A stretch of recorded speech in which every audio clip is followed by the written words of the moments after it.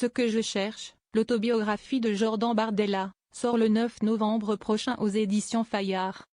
Mais vous aurez beau chercher, dans la vitrine de cette librairie généraliste indépendante de Lyon, vous ne trouverez pas le livre du chef du parti d'extrême droite du Rassemblement national. C'est contre nos valeurs. Tout simplement, indique Louise. De manière générale, cette librairie n'est pas estampillée politique mais là, c'était évident. Et puis, ce n'est pas du tout le genre de lecture de notre clientèle, appuie-t-elle. Cette libraire se sent même soulagée. Il y a 3 semaines à peu près, le représentant de la maison d'édition nous avait proposé de commander un ouvrage sous X, en imposant une quantité. On ne savait pas qui était l'auteur ni ce que le livre racontait, se souvient-elle. Jordan Bardella sait qu'il ne fera pas ses plus gros chiffres avec nous.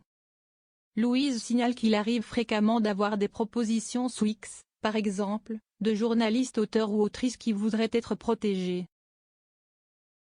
On a refusé, on ne voulait pas prendre le risque que ce soit l'ouvrage de Jordan Bardella. On a d'ailleurs eu de la chance de discuter entre nous pour s'en rendre compte, lance la libraire.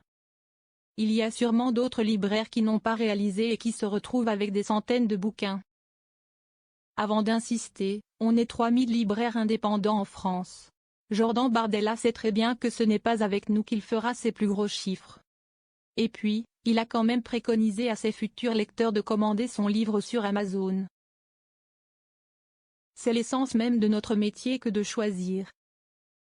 Chez Terre de Livres, aucun représentant de Fayard n'a tenté de vendre le livre du président du RN. Oh, ils n'essaient même pas, ils savent très bien notre ligne éditoriale, s'exclame en souriant Laurent, le gérant des lieux considérés comme généralistes mais militants. D'ailleurs, on ne doit pas avoir un seul livre de cette maison d'édition. Et de notre côté, on ne s'est même pas posé la question. Féminisme, décroissance, décolonisation. Tous nos engagements sont opposés à ceux de M. Bardella. Les 2 libraires interrogés assurent tout de même que si un client le leur demande, ils commanderont l'autobiographie en question. On a bien un Mein Kampf pour un universitaire et un livre de Zemmour pour un autre chercheur, montre Laurent. C'est donc absurde de parler de censure, d'autant plus qu'il existe de nombreux endroits où l'ouvrage sera disponible sans le demander. Il rappelle par ailleurs que c'est le métier du libraire de faire une sélection. Il doit y avoir plus de 70 000 nouveautés qui sortent par an en France, pointe-t-il.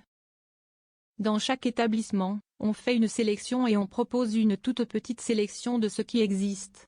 C'est l'essence même de notre travail que de choisir.